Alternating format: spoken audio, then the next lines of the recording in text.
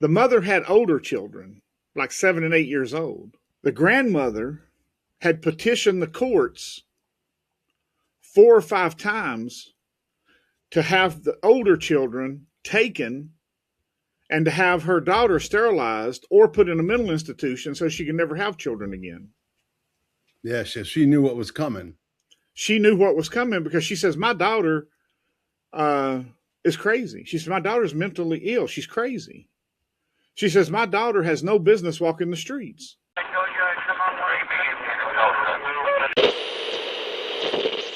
And welcome back to another episode of True Stories from a Real Private Eye. I'm your host, Vinnie Coppola. With me, as always, is Lynn Lambdin, a real private investigator right here in Atlanta, Georgia. Thanks for being here. We do so appreciate it. Lynn, what do you got for us this week? Well, Vinnie, how you doing, my friend? Hey, man, I'm on the right side of the dirt, as we say. So everything's good. Yeah. How about you? Me too. I'm on the right side of the dirt, and I'm happy about it, Vinnie. Happy about it. Absolutely. Well, Vinnie, I've been thinking about it, and a couple of different cases have gone through my mind, and I think we'll talk about the saddest case I've ever worked in my life. I didn't really work this case, but I almost worked this case. Okay. But it's the saddest case I've ever dealt with in my career. Oh, no. And it was the most heartbreaking, heart-wrenching, and I don't talk about it because it just tears me apart. Okay. And I try not to think about it, but it's been on my mind lately because some things come up about it in the news a few days ago, about 2 weeks ago, and it's been on my mind, and I haven't been able to shake it. Okay. Because, well, you'll understand why it's hard to shake. Let's just get into it. Okay. This was a national TV story, a national news story that probably made the story around the world, actually. Okay. So, and I'll just jump into the story and tell you what happened, and then we'll get into the details, and because it makes more sense to go in that direction of how I got involved. Okay. There was a story in Atlanta where a woman puts her 1-year-old and her 2-year-old in the oven and turns the oven on and kills them. Oh, no. See why I couldn't get it off my mind? Yeah.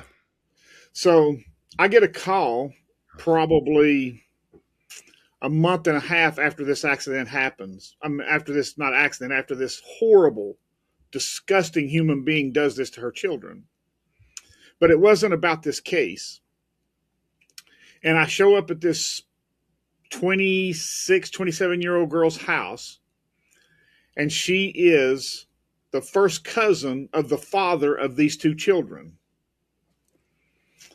And we're talking about what happened. And this girl is kind of telling me the story, but you can tell when she's telling the story that she's once removed. She's telling me the story, but she's telling me in a third person type story. Yeah. And she keeps telling me, well, when I talk to my cousin, then I'll know. When I do this, I'll know. When I do that, I know. And then she kept telling me about how the mother that done this, how her whole family's disgusting. And, well, hold judgment. Hold judgment. It gets better, Vinnie. It gets better. Mm. And can't imagine it getting better. And there's these court hearings going on, and this girl is kind of making threats, which I understand. And she's saying, if this girl gets out, I'm going to do A and B and C. And I'm thinking, well, you don't have to worry about it. This girl, they're never going to let this woman out of prison. She's going to do A, B, and C to her, or she's going to do to her. Yeah, to the girl who killed the children. Yeah. And I understand. And I said, well, how's the father taking it? Well, he's taking it pretty rough, but you could tell that the father was an absent father. he was kind of I'm not going to say that he wasn't hurt because I'm sure that he was destroyed, but he was an absent father. And so this girl tells me that she puts the children in the oven because the father starts dating another woman. Ugh. And this mother couldn't stand the fact that he's dating another woman. So she puts the children in the oven, picks up the phone and calls the father and says, "Hey, I just put the children in the oven and turned the oven on. You need to get over here." So, I mean, Vinny, by the time I get done hearing this story, I got tears in my eyes. Yeah. So about a week later, I get a call to go to Kennesaw, Georgia. And I show up at Kennesaw, Georgia, and it's a lady that's a little bit older. And it's the mother of the woman who put her children in the oven. Mm. And this woman wants to hire me to be the investigator to sue Fulton County and the state of Georgia and the police and everybody involved. On what grounds? Because and now this, Vinny, is where this is the part that just rips my heart completely out. Now remember, this other girl on the father's side told me that everybody on this mother's side was a piece of trash. The mother had been trying to get the girl institutionalized for years. The mother had older children, like 7 and 8 years old.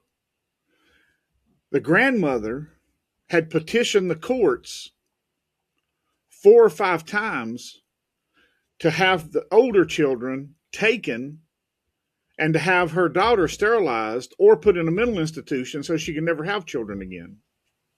Yeah, she knew what was coming. She knew what was coming because she says, my daughter is crazy. She says, my daughter's mentally ill. She's crazy. She says, my daughter has no business walking the streets. She said, I seen this coming. She said, now, I knew she was going to put them in the oven? No. She said, did I know that she was going to hurt them? Yes. And here was my first thought. I said, this lady's full of crap. She's just trying to cover up for her daughter. So she pulls out this big old box with this binder in it, and she starts showing me court filings. Going back, this happened like in 2017. This woman goes back and starts showing me court filings all the way back to 2010. Somewhere in the neighborhood, 2007, 2008, 2010, somewhere in the neighborhood. Approximately 10 years from the date that this happened. And she's showing me court filings. Vinny, she filed papers with the courts probably 7 or 8 times to have her daughter institutionalized, to have her daughter's children removed from her home. Now, it gets crazy because the daughter took out a restraining order against the mother and said, you're just wanting my children. You just want more children. You're wanting my children. And the mother said, I don't want your children. Put them in defects. You shouldn't be having your children. Well, the court said, well, we're not going to take the children and we're going to issue the restraining order against you. So you can't be around your daughter or the children. Ugh. Think about that, Vinny. Yeah. I'm sitting here with tears rolling off my face, looking at these 6, 7 times that this woman's been to court. This woman probably had 1,500 pages where that she had filed, where that she had reported this to defects, abuse. She had pictures of bruises, where that she had bruised the children. She had videos where this woman had just flipped out and abused the child. I watched the videos. Vinny, she had documentation that would just put me and you in prison. Yeah. And the courts refused. And it got to the point that when she would file a court order, something in court, they would just throw it out and wouldn't even hear the case. When the daughter got the restraining order, the courts issued the restraining order, and I asked the mother, I said, since your daughter done this, have you been to the courthouse to see her? She said, no, she has an active restraining order, and I'm not allowed in the jail to see her. She said, I'm trying to get the restraining order lifted so that I can go see her. Yeah. She said, am I angry with my daughter? She said, yes. She said, do I blame my daughter? She says, no, I blame the system. She said, here's the documentation. So it sounds like she kind of has a case against the city and against DFACS. Yeah, but she never could find an attorney to take it. When I stopped with her, she never found anybody to take it. I don't know if she ever found anybody to take it or not. I hope she did. I hope she did. Yeah. But she was asking. So you didn't do the investigative work? There was nothing to investigate, Vinnie. Yeah. She had all the documentation. Yeah. I asked her, I said, what do you want me to do? I said, you have evidence here that would put most people in prison for the rest of their life. You have video of her abusing her children. You have pictures of the bruises. You have, I don't remember, it was 6 or 7, 8 different attempts where that she had filed court documentation to have the children removed, and the courts issued where the daughter filed a restraining order, and the courts gave her the restraining order, gave the daughter the restraining order against the mother. So, and she reported it to DFACS so many times that DFACS considered the grandmother a nuisance. Unbelievable. Think about that, Vinnie. Now, this was a 1-year-old and a 2-year-old. The grandmother had been trying to get her daughter institutionalized before she ever had any children. Any children. Yeah. Because she knew that her daughter, and when her daughter had her first set of children, she tried to get her institutionalized and tried to get her children taken away from her because she was abusing the children. How does a judge live with himself, Vinnie? Yeah. Don't ask me, man. That's a tough one. Shouldn't that judge be removed from the bench? I would think so. Shouldn't that judge be brought up on criminal charges? I mean, how can you rationalize in your mind when the grandmother is coming to court and begging, and DFACS shows up and says, Your Honor, this woman's a nuisance. She calls us every 3 days wanting us to take this woman's children. She's just a nuisance. Yeah, we don't want to do our job. Honor, do something about this. That's ridiculous. Shouldn't the judge say, have you investigated this? What does your investigation reveal? Yeah. Well, we're going to postpone this for at least 3 days and give you time to investigate. And in 3 days, if you haven't investigated, we're going to investigate you. Yeah. Yeah. I mean, that would be my report. That's the way our courts should work. That's the way these civil servants should act. It seems like so many of our civil servants just are collecting a paycheck, man. They're not. They don't want to do their job. No, have no desire to do their job. All the way up to the judges don't want to do their job. This episode is brought to you by Simple Funding LLC. For all of your pre-settlement funding needs, contact Simple Funding LLC to receive your money promptly. They're a customer-centric legal funding company that provides exceptional funding solutions at affordable rates. Simple Funding covers a diverse range of cases, including car accidents, slip and falls, worker compensation, medical malpractice, wrongful death, and more. They recognize that life goes on and you need to access your funds immediately, which is why they offer clients a swift and efficient process with minimal documentation requirements. For more information, visit simplefundingllc.com or contact them directly at 678-855-6232. Yeah, it's like what I hear about this homeless situation. You know, the government dumps all this money into the states to take care of the homeless problem, and they never do anything to fix it, because why would they want that money turned off? Fixing the problem means no more money comes in. They can't line their pockets anymore. What motivation do they have to fix the problem?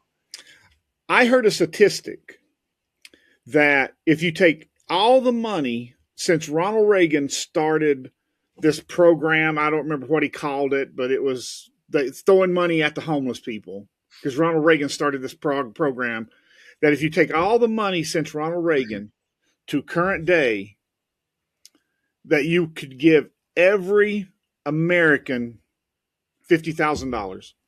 Wow. Every American $50,000. Wow. That's how much money we've thrown at the homeless. Yeah. And what is for nothing to happen, because nothing. And you know what? And I believe it. I believe it 100%. Oh, me too. There's a staff of people that are dedicated to fix the homeless situation, and they just sit around and collect a paycheck. Well, look what they done to Elon Musk when he had this Doge. When he started exposing all the fraud and waste, they came after every business he had. Yeah. The government, the people in government that was wasting the money came after him, came after his businesses. Yeah, because they don't want their little cash cow turned off. Yeah. I heard another statistic that, it was like, I don't remember, $28 trillion and that goes to government waste over the past like 15 years. It's like $28 trillion. Wow. Goes to government waste. That's how much we've put in the deficit to government waste. Vinny, that's ridiculous. That is ridiculous. And then we have a mother sticking 2 children in an oven that could have been prevented because the grandmother had been begging for 10 years to get this woman put in a mental institution. If people would just do their damn job, just do the damn job. It would have took one person. Yeah. All the way up to a judge. Yeah. And we're not talking about some magistrate judge. We're talking about state and superior court judges. And we're talking about a judge who got tired of this woman coming in front of her and issued a restraining order and said, I don't want to hear from you again. Next time I hear from you, I'll put you in jail. Yeah, unbelievable. I mean, how do you live with yourself, Vinny? Yeah. I couldn't be a judge because, see, I couldn't live with myself if I'd done something like that. Because if that case would have come in front of me and the grandmother would have said, I've asked DFACS to investigate this,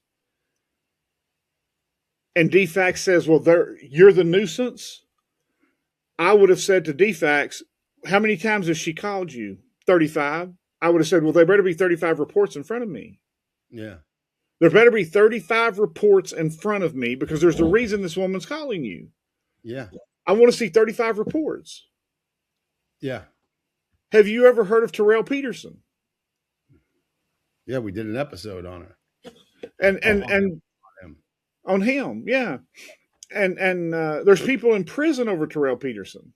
Yeah. And not just the grandmother and the mother that killed Terrell Peterson, but there's a police officer and DFACS workers and doctors who lost their careers over Terrell Peterson for not reporting it. Yeah. So the system does work, is what you're saying sometimes. No. The system never works when a 6-year-old boy is stuffed in a closet and loses his life and suffers for 6 years of his life. No, the Yeah. system didn't work.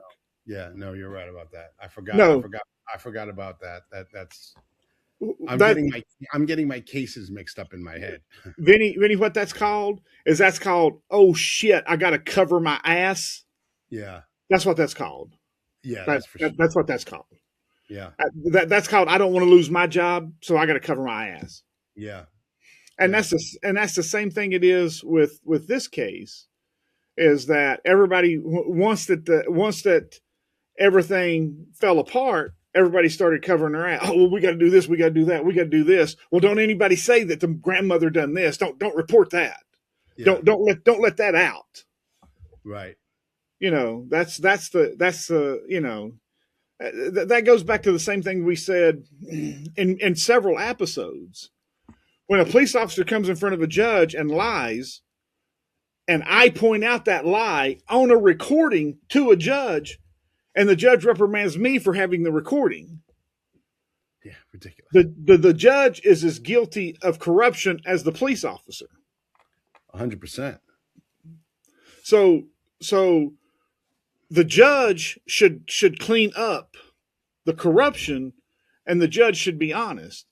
But that just goes to show you, in the Terrell Peterson case, in my case, and in this woman putting her children in the oven, the police and all government officials work on the same team because they cover each other.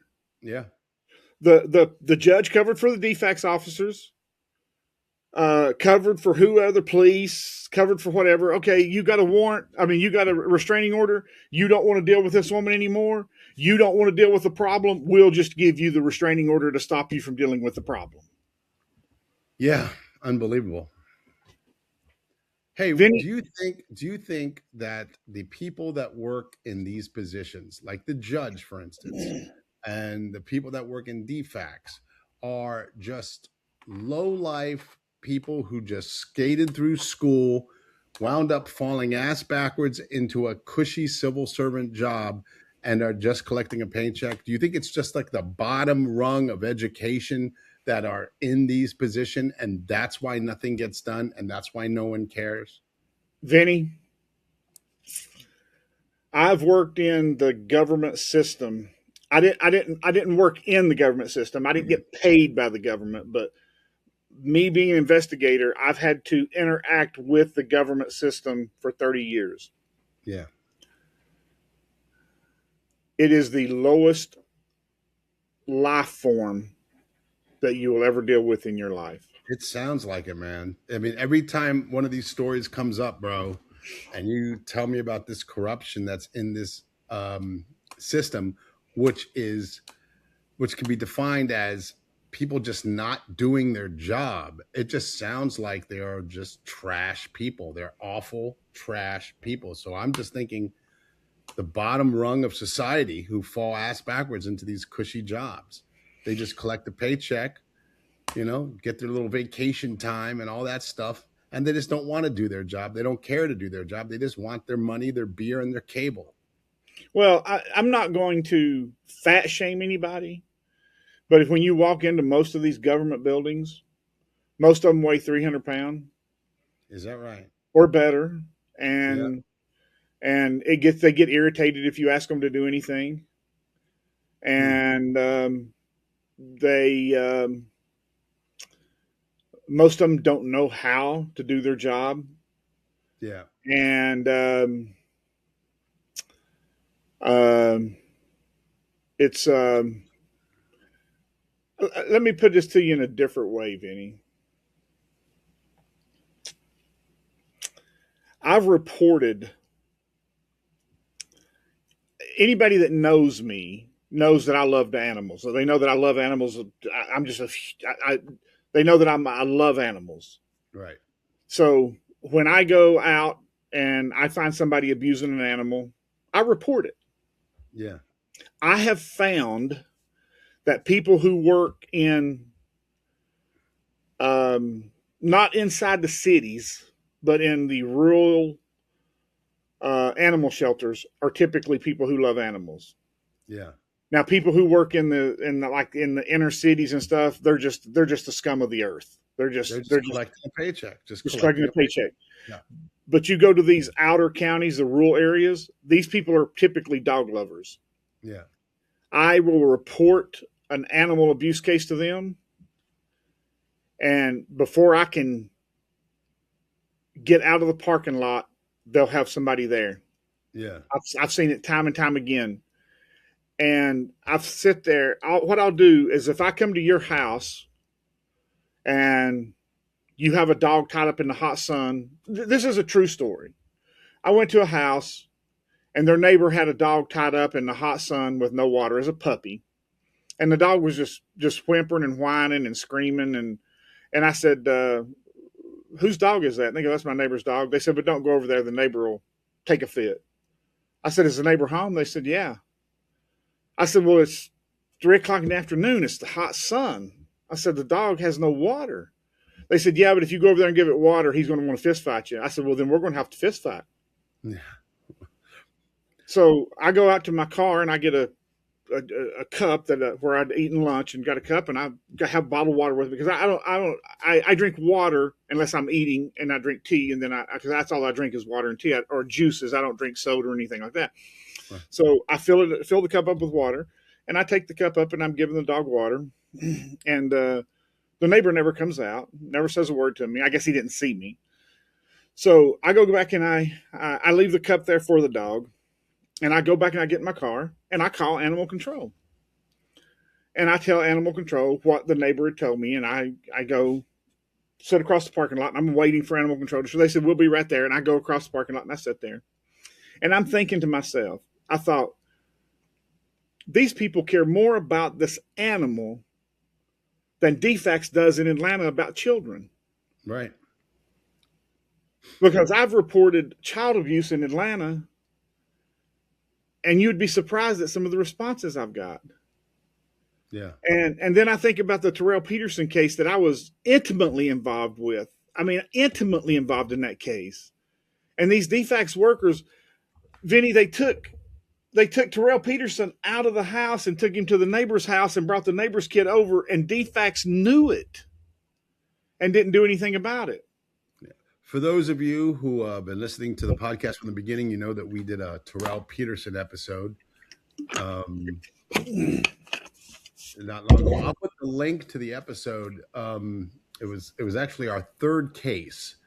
Our third episode was about Terrell Peterson. A very, very, very depressing story. If you want to hear another one, go ahead and click the link. I'll put it in the description. This episode is brought to you by the Accident Attorneys of Monge and Associates, voted the best law firm by the American Institute of Trial Lawyers. When life hits you hard with a serious injury, don't let insurance companies hit you harder with lowball offers and endless runaround. You deserve justice. You deserve compensation.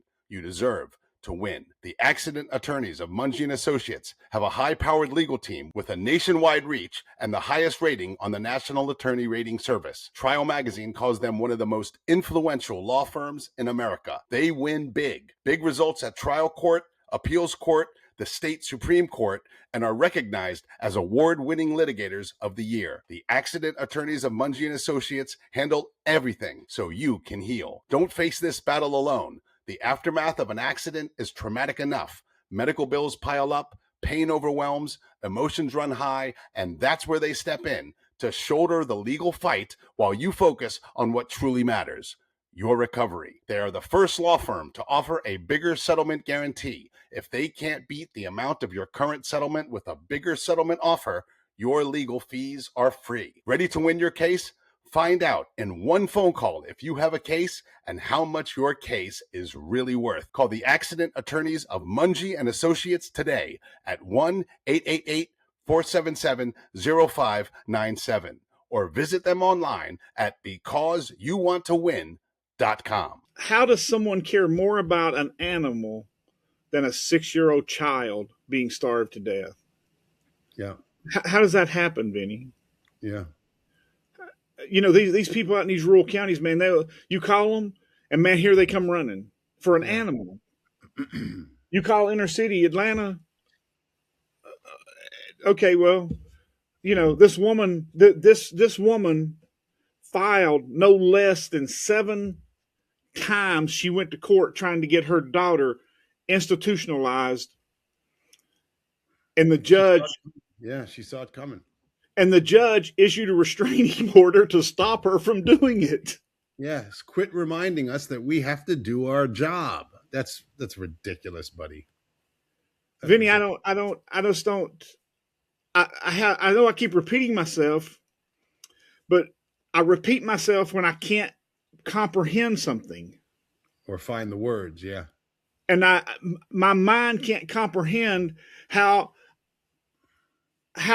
this man sitting on this bench graduated high school, went to 4 years of college, and then went to 4 years of law school, and then took the exam to pass the bar, practiced law. And didn't he make an oath? Didn't he make an oath when he was when he passed the bar? I mean, didn't they take an oath to uphold the law or something, or something like that? And then don't they take another oath when they become a judge? I mean, yes, it's like doctors who they take an oath to not do harm. That's their Hippocratic oath. But the judges that you describe in some of these stories, that oath meant nothing. It's like, where's my check? The oath to my paycheck. Where's that? I gotta do it. I gotta. No, Vinny, it's the oath to my power. Work. Yeah. Huh? The oath to my power. Yeah. My power. Yeah. I want my power. Yeah, I want my power. Yeah, give me my power. I don't care. Bother me. Give her a restraining order. Yeah. Yeah. Don't bother me. Don't come back in my courtroom. I'm going to give this one a restraining order so you can't sue her. Can't come in here anymore. Yeah. I mean, how does this judge have this much education, and this woman have this much evidence? Vinny, I sit and went through this evidence with this woman, and I told her after an hour and a half, I says, "Ma'am, you don't need anybody to get any evidence. Yeah. You have it right here in this binder, in this box. You have more evidence than there's been people on death row that's been convicted on less evidence than you have. I don't understand. I said, why did the judge keep denying you? She said, I can't answer that question. I said, it's a rhetorical question. I get it. But I mean, I said, did you go in pro se, or did you go in without a lawyer? She said, no, I've paid. She said, I've paid lawyers thousands and thousands of dollars to represent me, to have my daughter, institutionalized. And I said, well, there's no question now that you've been vindicated. Yeah. And I said, it's the most horrible way to be vindicated. Yeah, absolutely. And I bet you that judge, or however many judges she went in front of, I bet they've never lost 1 minute of sleep over it. No, I'm sure of it. Like I said, bottom rung of society, probably a C- student, D+ student who skated through school, skated through college, barely got through college, barely got through law school, found a job with the county, found a job with the state, because they need lawyers. They're not gonna, Yeah. Oh, you got a clean record. Okay, so you don't do drugs. You never been to jail. Okay, we'll hire you. Here's your paycheck. Yeah. Well, I think judges are voted in. Oh, even at that level, I think they're voted in. State and superior court judges, I think, are voted in. Oh, okay. Yeah. But I mean, it's not like they have a lot of competition. Yeah, I mean, when we go to vote, they run unopposed most of the time. When you go, I can't recall if they mention whether a judge is Republican or Democrat. No, I don't think they do when you go to vote. But what they should do is they should put their grade point average. That's what they should do. What the college they went to. Listen, I mean, I'm sure there's plenty of judges out there that went to a community college and wound up going to a accredited law school. Yep. I'm sure that they're great and fine judges, but it seems like the majority of the judges out there that aren't doing shit, that aren't doing what they're supposed to, are just low life pieces of trash that are just collecting a paycheck. And I would be willing to bet they didn't graduate anywhere near the top of their class in anything or anything. They're not exceptional at all. They're just, hey, I got my cushy job. Vinnie, at some point, when somebody comes in front of you and there's a children involved, shouldn't you proceed with all due caution? I would think so. I mean, we're talking about a 1 and a 2-year-old in this case, but when this started, when she started trying to get her daughter institutionalized, there were no children involved, and then there was 2 children involved, which was at some point, less than a year old. Then they were a year old, 2 year old, 3 year old, 4 year old, 5 year old, whatever. At some point, when this woman's attorney says, Your Honor, there's a 1-year-old and a 5-year-old, or a 1-year-old and a 6-month-old here, shouldn't that judge step back and go, in the best interest of protecting this 1 and 6 years old, I would like for DFACS to investigate this and put a report in front of me and be back in 3 weeks. Yeah. I mean, wouldn't that, or I'm going to order a mental evaluation. But here's the other thing about it. The mother had already had her daughter evaluated mentally before she turned 18, and she was already considered, for lack of better words, crazy as hell. Yeah. So it wasn't a question of whether she needed to be evaluated or not. The mother had documentation showing that the daughter was it wasn't depression. It was, I don't remember what kind. It was just a screw loose. It was just a screw loose. Besides the documentation, the mother had maternal instincts about her own child. Exactly. She said, she saw things while she was growing up that made her go, this kid ain't right. And Vinnie, that's another thing. She told me all kinds of stories about this girl doing crazy things growing up that she had documented. She had it typed up. This is what she did when she was 10. This is what she did when she was 12. This was something that she did when she was 13. This is something she did when she was 15. She tried to stab a girl when she was 9. I mean, and the judge says, "Well, you're wasting my time. You've been here 7 times. You're bothering the court. I got a golf date. I'm gonna issue this restraining order so that you can't come back in here." Yeah, ridiculous. I mean, protect the kids. Yes. I mean, if you're not interested in protecting adults, at least have enough spine. Give up 1 golf date. Yeah. Quit screwing your secretary in your office long enough. Yeah. To protect the children. They can't protect themselves. Yeah. The fact that she stuck them in a damn oven suggests they can't protect themselves. Right. They couldn't get out of the oven when she turned it on. Think about that, Vinnie. I don't want to think about it. Do you know how horrible that is? Awful. It's awful. Do you know how horrible of a death that would be at 1 and 2 years old? And the judge found it better to issue a restraining order so that she couldn't bring it back into court and try to have her daughter institutionalized.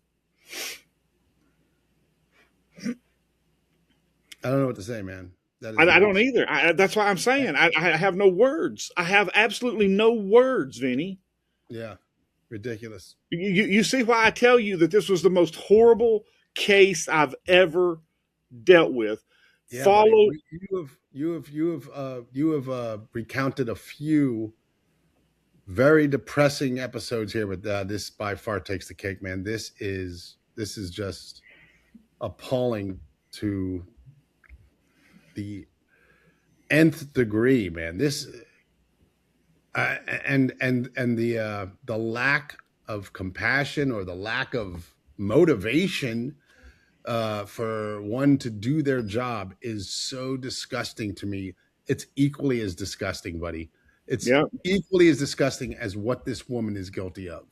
Is nobody willing to get off their fat ass and do their job to just, you know what? Just listen. Wait. This woman came in how many times and she's claiming what? Well, get someone over there. Just send Sherry. Send Sherry over there. Tell her to take an extra lunch break or whatever. But God damn it, get over there. Just look, check it out. You know. Yep. Listen, she reported it to DFAX so many times that DFAX listed her as a nuisance. Yeah, I know. You said that. That's crazy. Instead of that, maybe, holy cow, she's called so many times. Maybe we should just check it out. Hey, anybody want to do that? Well, fuck it, I'll go. You know, I mean, what the hell? Exactly. Oh, God. And Vinnie, she had pictures and video of her abusing the children. Yeah. And she had pictures of the bruises and whatever, you know, she had it documented to a T, Vinnie. No, there's only one thing. There's only one explanation for all that. And that's the people in that office going, oh my God, come on. We don't want to do anything today. Today is National Act Like a Pirate Day. Come on. We don't want to do nothing. We're wearing our iPads. Get out of here. You know, come on. Yeah. Oh, buddy. Horrible. Yeah. Who brought the birthday cake? It's Sherry's birthday. It's Sherry's birthday. We're going to eat cake here. Get her out of here. You know what? She's been in here 7 times, man. Let's get a judge to issue a restraining order on that bitch. Yeah. I bet you money that somebody at DFAX suggested to the girl to issue a restraining. Just why don't you get a restraining order against your mother? Yeah. So depressing, man. So depressing. So depressing for those children, and so depressing that we live in a society where people don't do their job. If you need a laugh after this episode, check me out online. My website is Vinnie.com, VINNIE.com. If you like stand-up comedy and you need a laugh, you need to watch some goofball videos. All the links to my social media are there. If you need to surveil someone, if you need to find someone, if you need to serve someone papers, ladies and gentlemen, Lynn Lambdin is the best. If you need a private investigator, check them out online. Tell them your website. www.lwias.com. And Vinnie, after this story, I will be watching some of your videos. Okay, go check out Bad Uber Driver. Bad Uber Driver. I'll definitely be watching Bad Uber Driver. Okay. Because I definitely need to laugh after this one. I need to forget about this, Vinnie. Me too. Hey, thanks for sticking with us through this episode. It was a tough one. And thank you, Simple Funding and the Accident Attorneys of Monge and Associates for sponsoring this episode. We will see you next week.